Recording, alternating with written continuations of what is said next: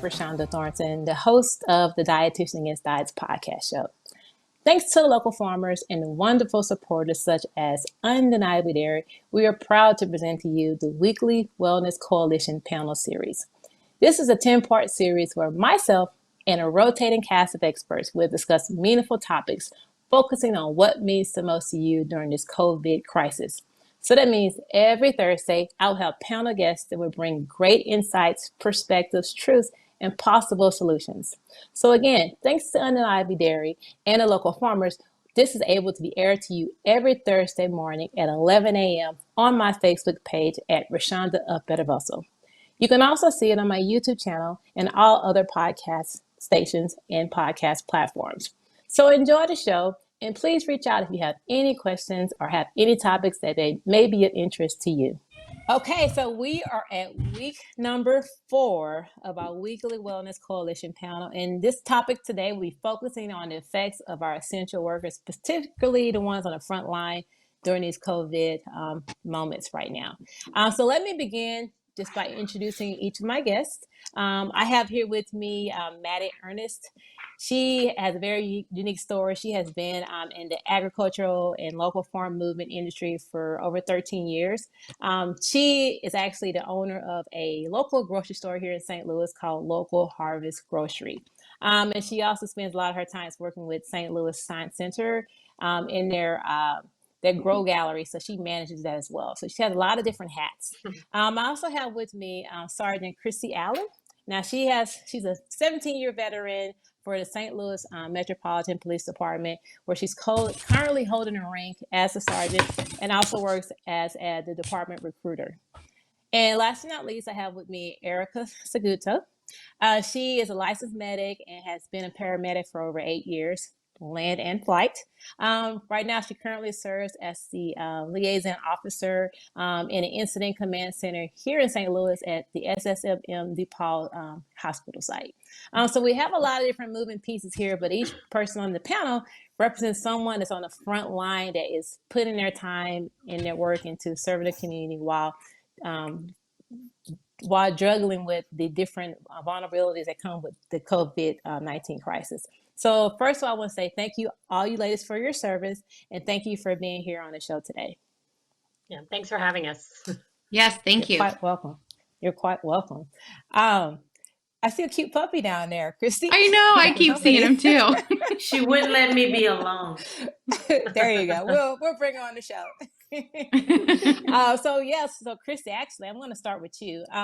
So being, in your position on the front lines and being exposed to some of the vulnerabilities that the COVID-19 crisis presents itself, as far as a police officer, how has this affected the dynamic of the police department as a whole, all the way down to the intricacies of the personnel? Well, I'm sorry. We've been experiencing, do you hear me in the echo? I'm sorry. It's a little bit of an echo. Is this better? Yep, it's better. Not for me, but as long as you can hear me, it's okay. Okay. So we've been experiencing a different dynamic of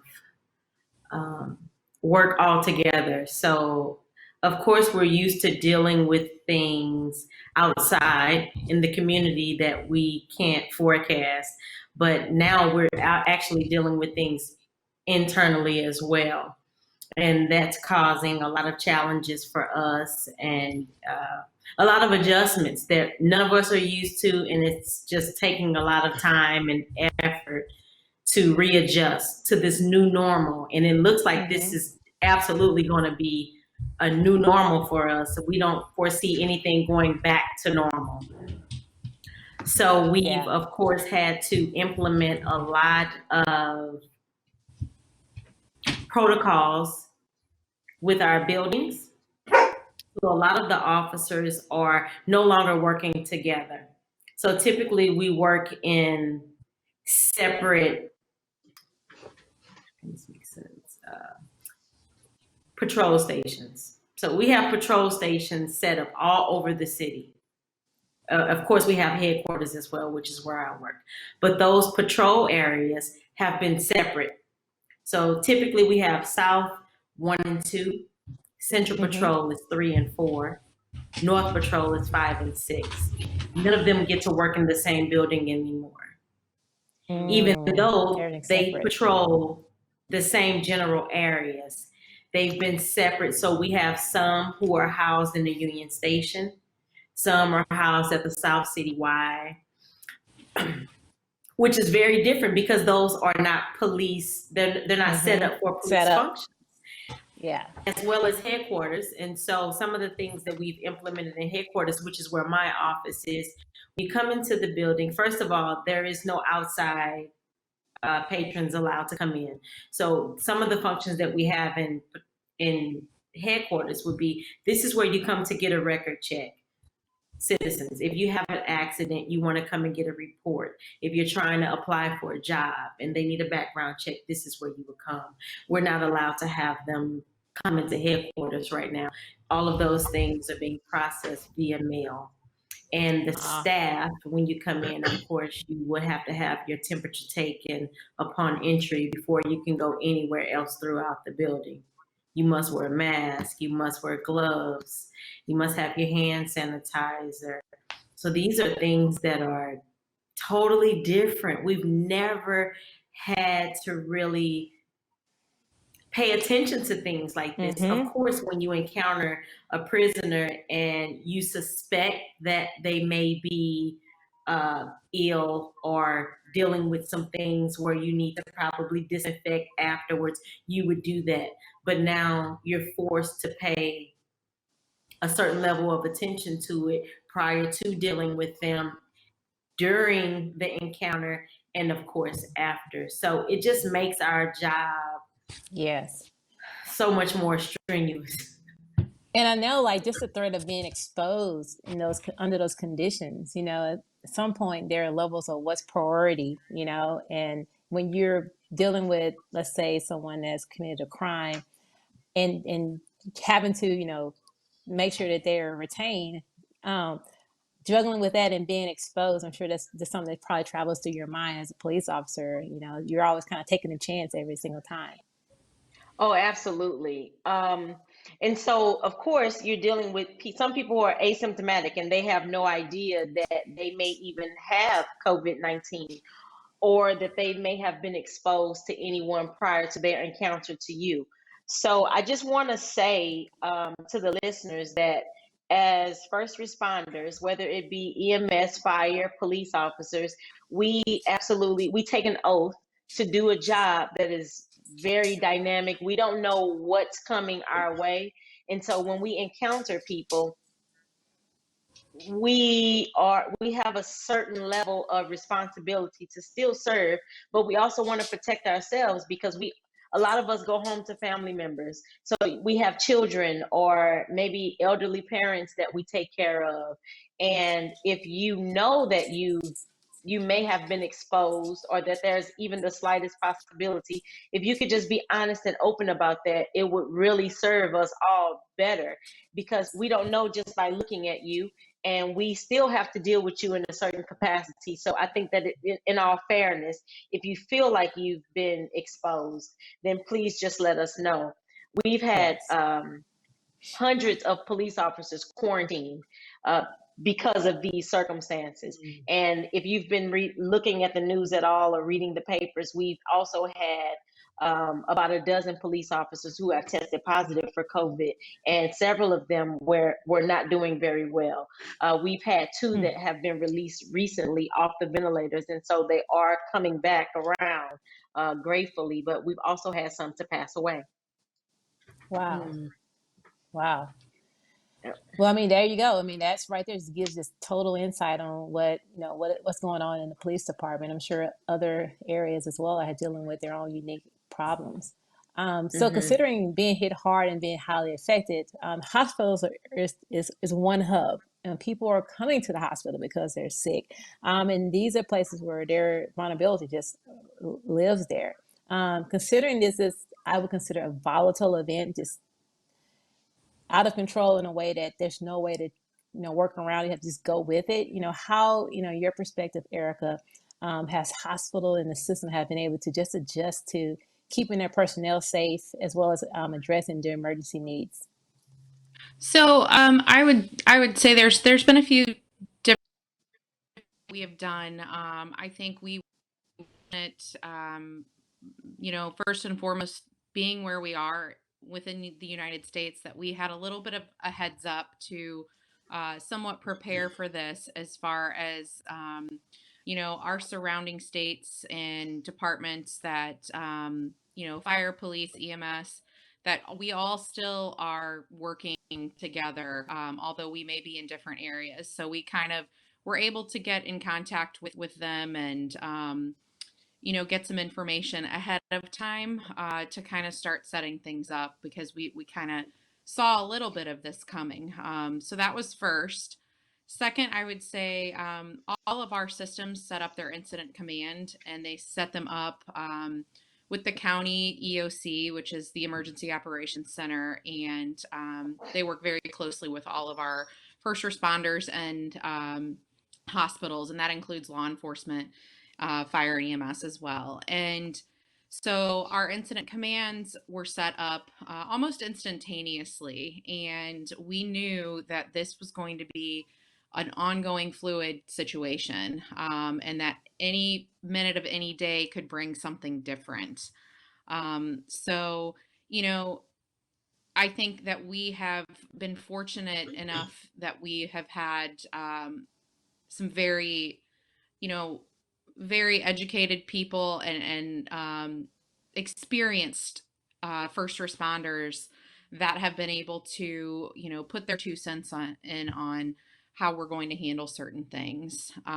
But we've worked very well. The city and the county, I think have done an outstanding job, as well as the different entities throughout the region, BJC, SSM,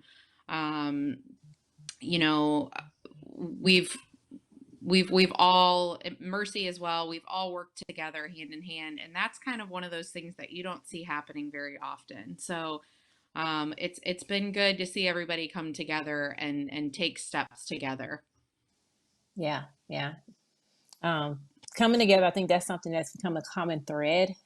Just bringing, that's how change can happen in any direction. So I really think that as human, we are finding that we need to let go of any differences between us at whatever capacity you want to look at that. And right now we need each other. So coming together is going to be the best way that we can address this and be able to move forward with this, perhaps being a part of our lives moving forward.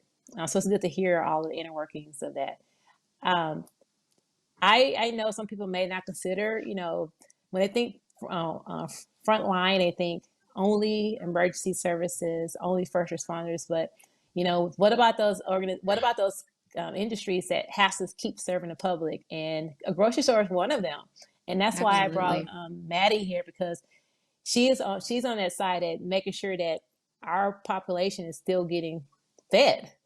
And so my question to you, Maddie, is even just within you servicing the public at this capacity, what experiences what are some of the vulnerabilities have you experienced, and what precautions have you placed within your grocery store and your employees to lessen the exposure? Yeah. Well, yeah, I think it's one of the really interesting things about being in the grocery business versus, the police, first responders, medical profession is certainly the people who work in the grocery store, or even like retail industries, didn't go in to think about being in emergency situations, right? And certainly that's kind of not maybe their foremost interest.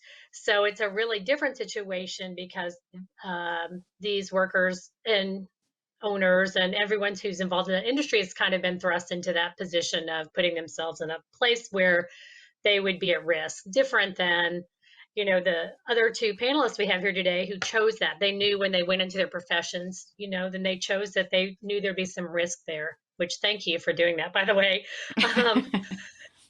So I know that when this started happening, we have a couple really great managers, and we had lots of conversations about how we were going to continue to stay open and serve our population, and concerns because our store is very small. It's very challenging to put distance between yourself and customers. It's hard for the customers to put different, distance between themselves. And so we tried a couple different things, limiting people in the store, gloves, hand sanitation stations, all kinds of things, and finally decided that our best bet of operation was to close to the public except for curbside delivery. And what's been really wonderful, because we are a neighborhood grocery store as well as being a grocery store that specializes in selling more like fresh foods and locally sourced foods. So, but we still also serve as being in a way a convenience store for our neighborhood. So people who might just want to come in and get a dozen eggs or six pack or milk, quick things people want to pick up. We also serve that purpose. So our public has been amazing, and our management staff and our owners, we just worked a lot, lots of phone calls, lots of conversations on how we were going to get this up and running. And I'm sure it's been true for all grocery stores. You immediately had to find a new model of operation within days instead of planning it out a new model, which might take months. And we had a couple failures. We tried to do online, and that was just very challenging because lots of reasons I won't bore everybody with, but I will say that what worked best for us is having people call in. So we've ended up having to get new phone lines. We are turning around orders within a day, which is pretty amazing. And we've mostly been able to maintain our sales, but we've had to hire a lot of and bring in more staff because even though our sales are similar, we're essentially concierge shopping for people. So it takes a lot more staff to do that. And then within our own team, making sure that everyone who's working there is safe. So everyone has masks, everyone has gloves. When we take the orders out to people, it's set on a table and they pick it up from the table. So we're really practicing a lot of measures within our own space. And now our next thing is beginning to have those conversations of how do we reopen to the public and what does that look like? Yeah. So that's kind of our next phase. Yeah. And we'll get a chance to really talk about that because a lot of times we're concerned about the now, but we also got to start thinking about how we're going to live after this, so that'll be a great time to talk about that. And so I see that, you have to be innovative in this space right now. No, there's no set plan of how you're supposed to do this. And some of it is, touch and go and, by practice. So I think that, this has showed us as humans how we can really adapt and adjust and still be creative in the way we continue to do our best to keep life as, I guess, not simple, but just as usual, considering everything. Now, I know that we talked about how everyone has made modification, adjusted on a large scale to a smaller scale. We're all human as well. And so this can really have an impact on you all individually. So I want to kind of just talk a little bit about how things are happening, just personal wise. And Erica, I know you have a kiddo, you're a new mom. And your child is one, and having to struggle between, what you're doing at work and being able to sacrifice that to, what's at home, how do you struggle with that, or how do you work through that? I think initially, so there was a lot of unknown, and there still is, but we were very fortunate that first and foremost that we are still allowed the opportunity to work. So we also were able to continue bringing our son to daycare. They were limiting, the kids that were coming, and very much so are relying on, the honor system of people speaking up if they're not feeling well, or bringing their child in if, anyone in the home is sick or has a fever or anything of that nature. So we really have relied heavily on those factors, and fortunately for us, it has worked out well. I go into the hospital Monday through Friday through one entrance that is employees only, and we are screened every morning. We've now actually come up with an app to use that you can self-screen at home and just show. I can actually show you guys real quick. It's a picture of just a green check mark, and I don't know if you guys can see that or not. What's the name of But it? so it's through It's SSM. internal. It's for our employees, but Mhm. you know, the anxiety that goes along with the unknown, and I'm walking into kind of a beehive every day, for instance. I mean, you walk into a hospital and there are a lot of unknowns. Same with, when our police officers are responding to calls, there are so many variables that go into it that can change at any given time, and you don't know what you're walking into all the time. So the anxiety that goes with that, I think, has heightened a little bit. But just knowing that we are all doing the best that we can and taking care of ourselves to the best of our ability, and being truthful and honest about our whereabouts and who we've been around and any symptoms that are being experienced, I think has been super helpful. And as we have kind of waded through these uncharted waters, you get a little bit more comfortable, I think, but you're still also very cognizant of the fact that not everyone around you is doing the same thing. So some days I think are harder than others. And I worry about, well, what if my son has something and we don't know about it, because kids have been pretty asymptomatic if they have had it. With that being said, we just rolled out the opportunity for all of our first responders, law enforcement, and medics and firefighters to have the ability to be tested for antibodies.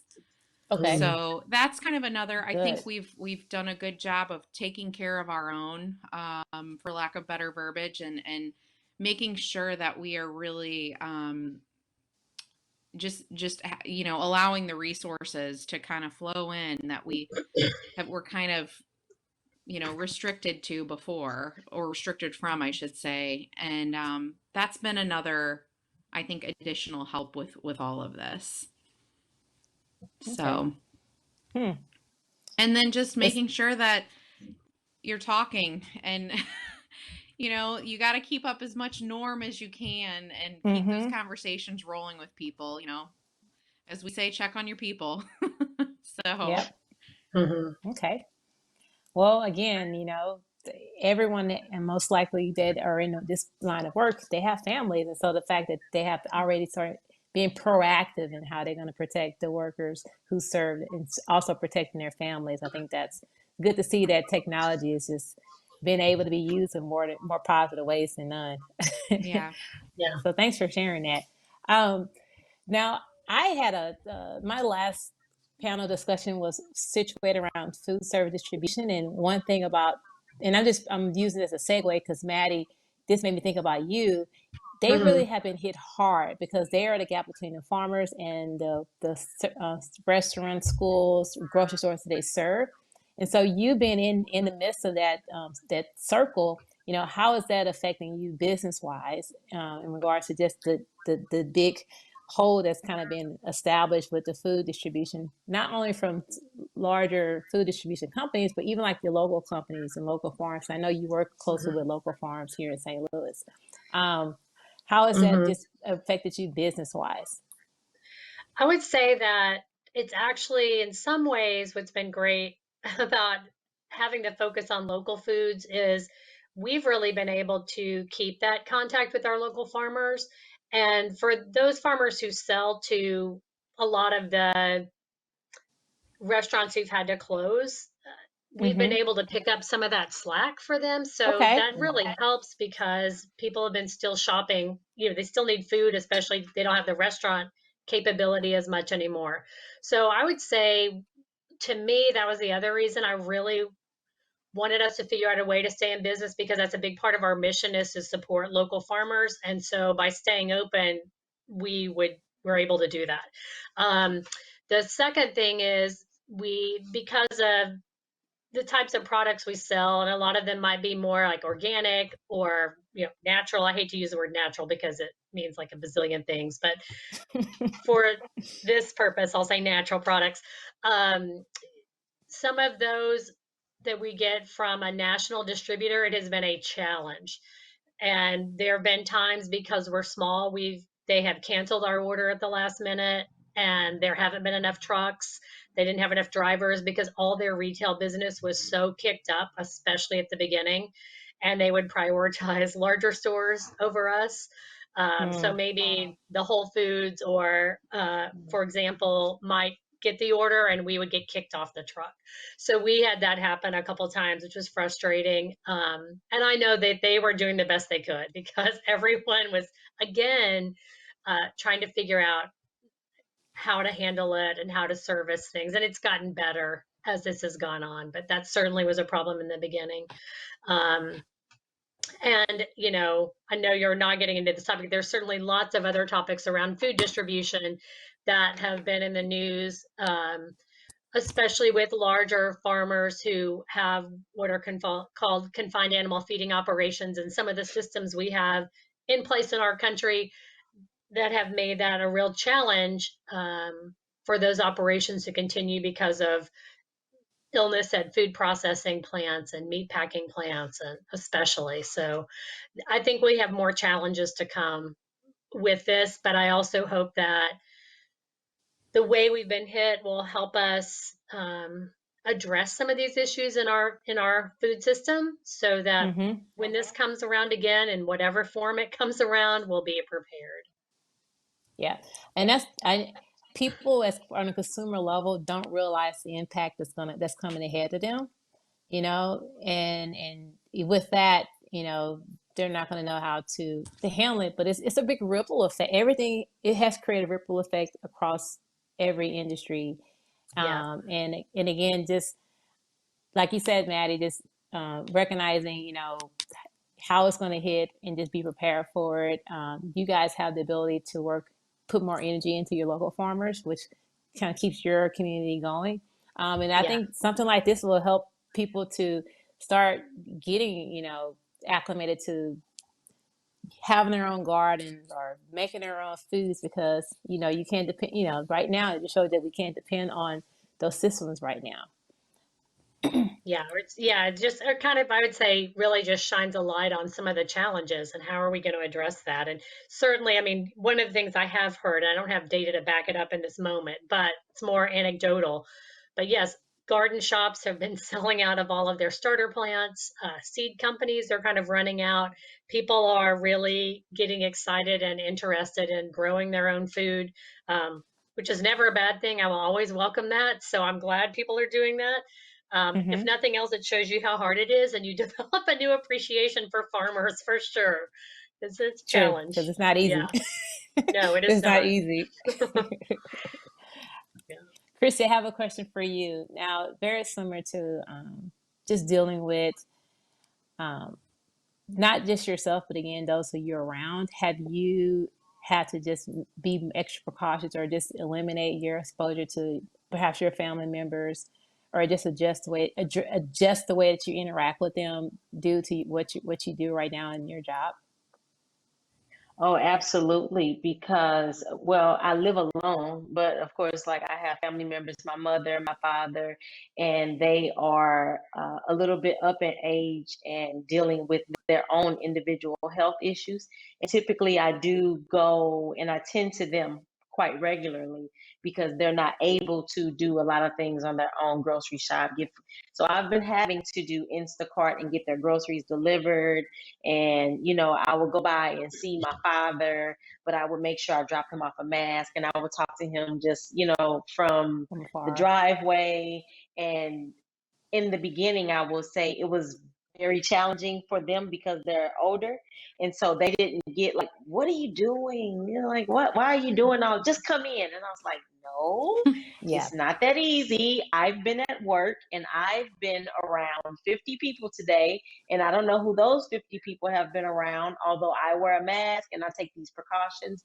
And, it's protocol that in the building, they take the precautions too. I don't want to bring anything to you all because you all are already dealing with, health issues.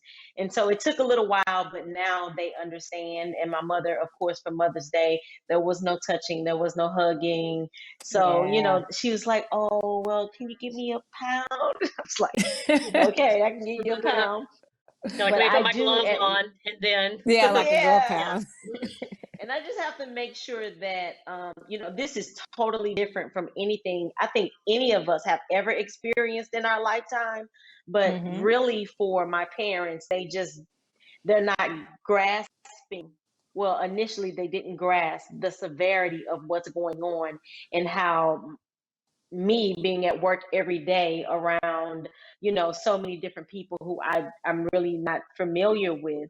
And I don't know where they come from, that I just don't want to harm them or expose them to anything. And I work in an office, so I've gotten some things for my office just to encourage people to Yes. remember social Remember. distancing. And, I've had to set up these signs in my office so that when people are coming in, because I deal with people from the outside, I'm a recruiter. So people just come in my office, they want to apply, they want to get an application or drop an application off or just ask me some questions. And so I just had a gentleman yesterday. He just walks in, and I was like, hold on, slow down, slow down. I want you to, before you enter the office, please sanitize your hands. Please grab a mask. I have gloves for you. It's And then you can serious. sign Yes. in. And yes, Mm-hmm. but you have people who don't, they just kind of go with the normal flow of things. And not to be rude, but you have to ask them to just please slow down for a moment because I have these things in place now. And these are things that were not in place before. So I think that we all have to just kind of take a breather and just Mm-hmm. slow down a bit, because life as we knew it in January is not the same as we know it in May. So we just No. have to keep reminding ourselves and reminding other people, gentle reminders. It's okay to be nice, gentle reminders that I need you to please step back just a bit. Or would you mind, before you come in, please put your mask on? Mm-hmm. Because And people that's, just kind of go they about. forget. It's not. They This is still do. new. It's not Yeah. our Yeah. norm. And so we Yeah. have to remind people, please wear your mask. Please sanitize your hands before and after. And then the police department has been amazing. They've put everything in place for us to have a healthy environment now, from our Good. cars. And we've had so much community support. We've had companies come in to sanitize all of our vehicles multiple times Good. a week. We've had food donated. We've had hand sanitizer donated, gloves, N95 masks, gowns, masks. We have everything that we need to be successful and continue to thrive in this environment. But I Mm-hmm. think that we also have an obligation to remind people on the outside that these are now the new measures that we're taking. So please respect that and just, be cognizant and tell a friend, because it can easily just be a lapse in judgment, or you just kind of forget, you just kind of move on. But we have to take care of one another in these times. Mm-hmm. Yeah. And you mentioned, kind of help people just kind of take it slow a little bit and just, still practice precautionary. When it comes to just now talking about the outside of the police department, just society and the community, have you seen maybe a slowdown in, number of calls, the number of crimes, traffic violations? Have you seen has the trend outside the community matched the trend that we're trying to set of a lot of people just to stay put and, be okay with not doing so many things out in the public? I will say there was a slight time lapse in people taking the level of, I think, seriousness for the COVID-19. So they didn't immediately get on board with this. First and foremost, people don't like to be told what to do in general. So when you tell people, oh, you must stay in, and you must stay in, and you can't do these things and you can't do those things, it's going to take them just a moment to kind of, get into the groove of things because they're not used to being told, oh no, you cannot go to the car wash. Oh no, you can't just, you have to stand outside. You have to form a line. You can't just go to your favorite restaurant right now and have a seat and be served. So those things, they really did take some adjustment time, but I would say that in my personal opinion, the community really stepped up. And I'm proud of St. Louis City and how they got on board with um, just keeping their distance, staying in and not leaving in unless absolutely necessary. And I've noticed this from, of course, the level of the number of crimes to just the level of traffic, the traffic that any of us could observe on the interstate from any time. Typically between 7 and 9 a.m., it would be heavy traffic, or between 4 and 6 p.m. heavy traffic. If you haven't noticed those things, it's because people are being more cognizant and they're being more considerate and staying in. Yes, a lot of that is attributed to jobs not being available. So you don't have people going to and from work all day. You don't have people going to and from school all day. But you also have people who are just staying in because they are afraid. They don't want to contract this virus. They don't want to give it to any of their loved ones. And so that has decreased some of the crime that we've had to deal with in the past. But naturally, we're St. Louis City, we're urban area, and I won't say that we haven't experienced some crime. We absolutely have. Yeah. But I would say that in general, I think that the public has gotten on board with the stay at home. And although we're all ready to get out, I think that there's a certain level of respect. And even when people have been exposed, they have generally said something to the police. I think I've been exposed, or I may have, or, can you call EMS?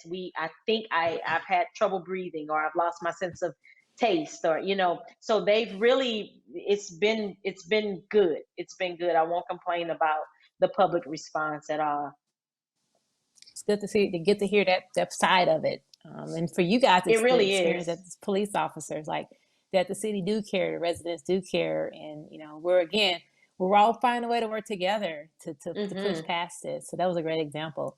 And speaking of working together, Erica, within the hospital setting, even just your colleagues and your people you work with, I'm sure you had those moments where you just seen someone interact or do something that's just not typically what they do as far as courage. In these times, courage can reflect in so many ways.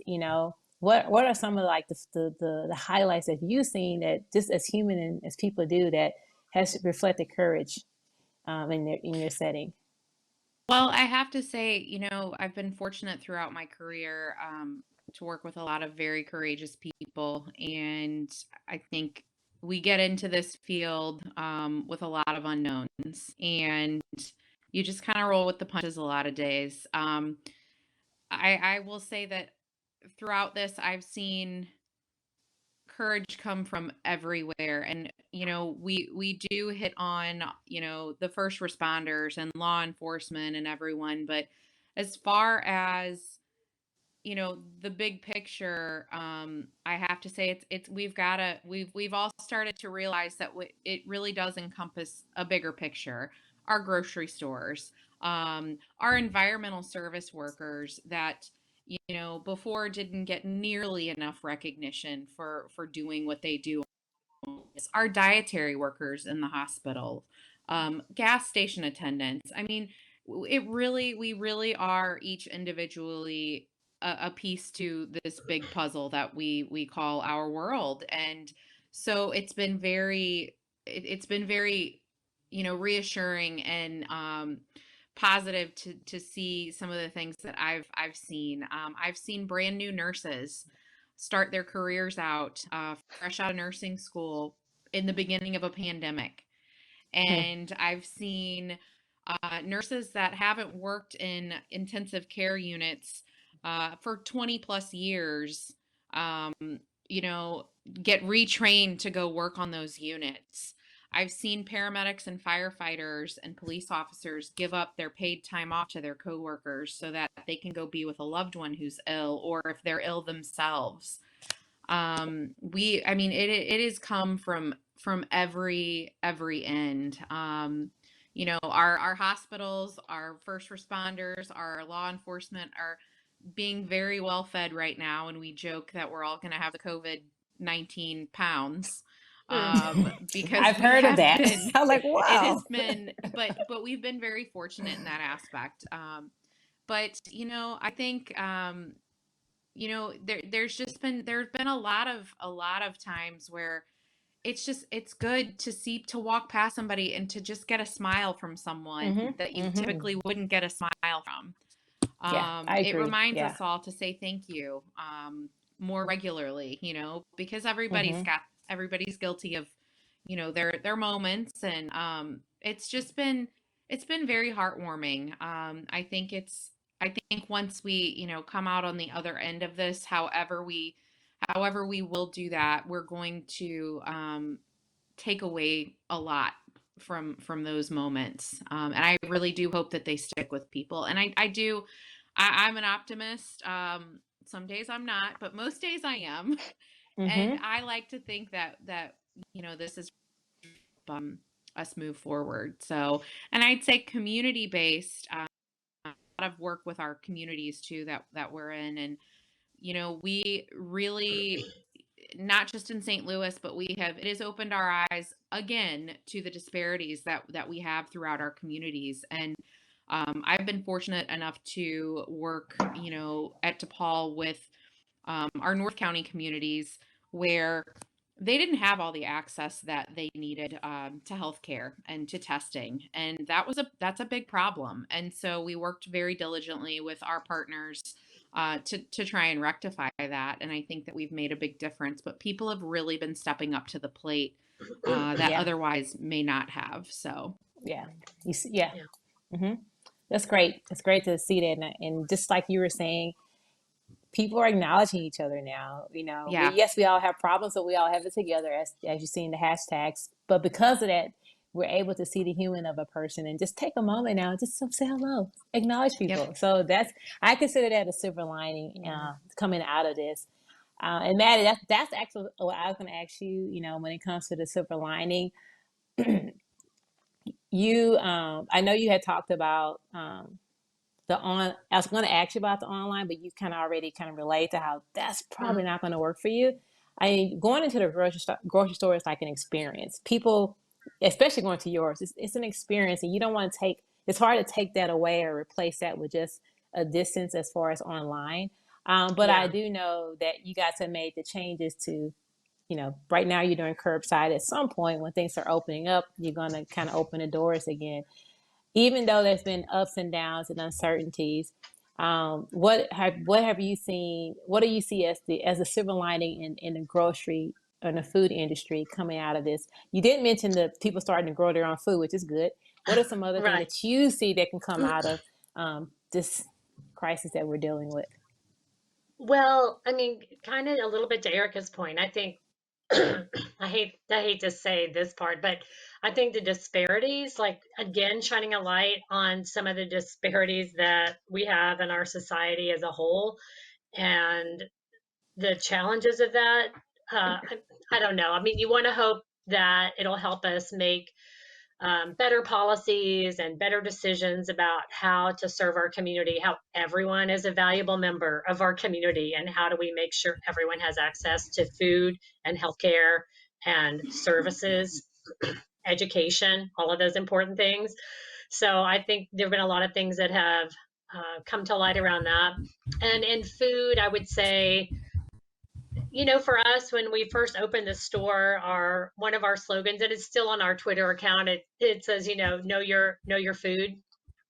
You know, so knowing where your food comes from, you know, knowing your farmer was another thing.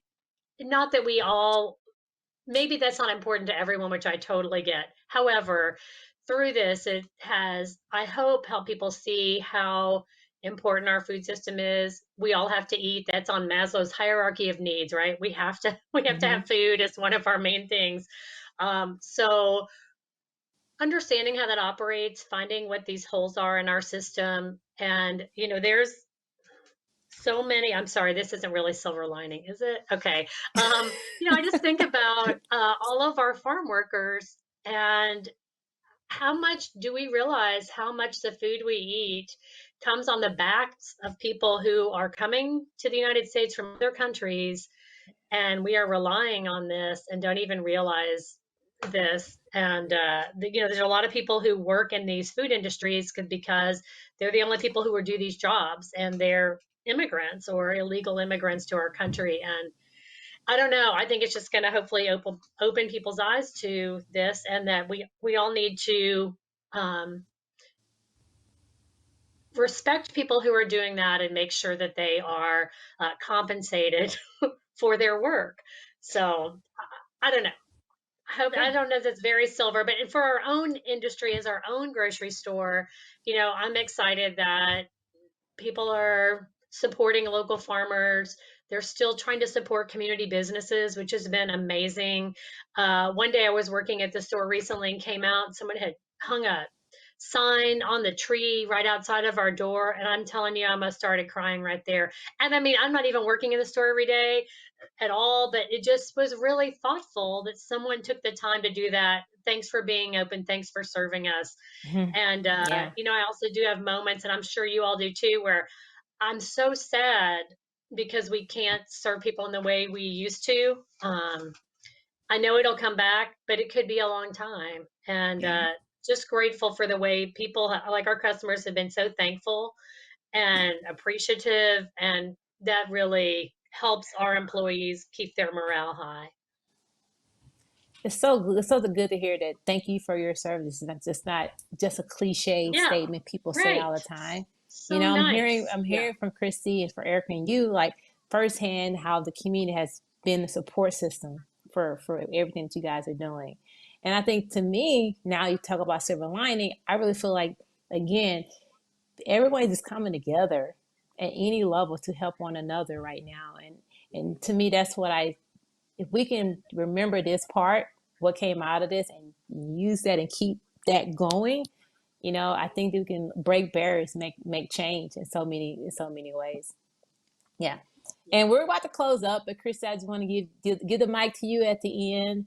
And, we're talking about, foresight on what may be established as we're moving forward, and whenever that time comes. When it comes to working within the police department, have you guys, what do you foresee as some new actions or precautions that you guys are probably going to have to start taking? Even thinking about when events start coming into place. I mean, people start getting back into crowds. What have been some of the established protocols that you guys are putting in place moving forward? Well, I've definitely been thinking about that because I'm in the community engagement and recruitment division. And so we have that ice cream truck. I'm not sure if you all have seen it or not, but it's called St. Louis Polar Cops. And we have an actual ice cream truck. And so I've gotten these signs made just to kind of adhere to the side of the truck. Okay. That's just awesome. another reminder to keep 6 feet and, stay back, because a lot of times when we go out into the community, and it's free ice cream. So we have kids just kind of bombard the truck at once. And so that's going to be something that we will definitely implement. We're going to have outside roll calls outdoors, because typically roll calls are always in our roll call room inside the area stations. And that's just not something that we could do with a large number of people now. So I think we're going to start exploring more with outdoors, and just a lot of signage and just reminders to the community. I use a lot of social media for recruitment with our department. So I just try to send out those reminders, signage. The only thing we can do really is to keep people informed, to keep them well informed. And we also have to be more patient. I think this time has brought about a lot of humility in us, and we just must be patient with one another, because this is all something that we're experiencing together, and it's all new to us. And so we just have to keep that in mind. Yeah. Well, I want to thank everyone on the panel for just giving us insight, but more importantly, just giving us your personal, insight of what's happening to you as a professional and as a person because people don't see that part, and they need to understand the work that you guys are dealing with internally, and just what you're then tasked to do, in regards to your position. So again, I appreciate your time today for coming on and sharing with us your insight and your perspective. I know this would be valuable information for those people that just haven't even thought about it, because I think it's, once again, that's how you build community. We start learning about each other and knowing each other, and that's how we can move forward. So again, I appreciate you ladies coming on. I know, Maddie, I want to give an opportunity just to Maddie, go ahead. I want you to give a shout out to your grocery store and kind of how people can find it. If you have some last words you want to say, Christy, as far as representing the police department, and also you, Erica, there's some last tidbits you want to give out to people. This is your opportunity. So we'll start with you, Maddie. Well, thank you. Thanks for having us. And I guess I would just, if you're interested in supporting the local food community and local farmers, or, maybe looking at what you're putting into your body in a different way, we're a great store for that. And we are located right near Tower Grove Park on Morgan Ford. Right now, in order to order from our store, you have to call in and place an order, but our staff will take orders from 10 to 4 every day but Friday. And we would literally walk you through the store and help you shop. So you get a lot of really good service, and you can get your order usually, sometimes within a couple of hours. And so thank you for having us. And just really quick, I just want to thank Christy. Thank you for your reminders of being patient and slow down. Those are two things I'm really going to take away from this, because it really just such a good reminder. So thank you for that. It's a pleasure. So thank you very much, Rashonda, for this very thought-provoking, informative platform. I think we've all taken some great tidbits from it. And of course, it gives listeners the opportunity to have some insight into what we deal with on the inside, as we try to all kind of push through and just conquer through these very difficult times. Thank you, Erica. Thank you, Maddie, for what you do and your service to us. We all appreciate it, because we need you. We really do. Yes. And I think it's times like this where we get the opportunity to say thank you. Most of the times we're just going along with the hustle and bustle of life, and it's not that we don't appreciate it, but we just kind of forget and we don't have time. So this is the perfect opportunity to say thank you, and to just be very appreciative and just show gratitude. Life is ever changing, and although it is ever changing, we are still hiring police officers. There you go. We absolutely need more first responders. And so please apply if you're interested in having a career in law enforcement. We do offer a paid police training. We are actively accepting applications. However, our testing has been postponed until the COVID-19 pandemic kind of subsides and we can open up some of our facilities for testing. But right now, if you have any questions or concerns or any interest at all in being a police officer, I'm Srgt. Christy Allen with the St. Louis Metropolitan Police Department's recruiting office, and I'm more than happy to guide the way. Love it. Christy, I was military police for the U.S. Navy Reserves for 8 years. Wow. Wow. Perfect segue. Awesome. I look at Rashonda. No. I have to say thank you to all of you, though. Maddie, Christy, it was wonderful to meet you guys and hear your stories and your take on everything. Rashonda, it's so wonderful to see your beautiful face, and thank you so much for this opportunity. I miss you. And I think, again, reiterating what Christy said about just remembering to slow down. I mean, and just embrace what you've got, and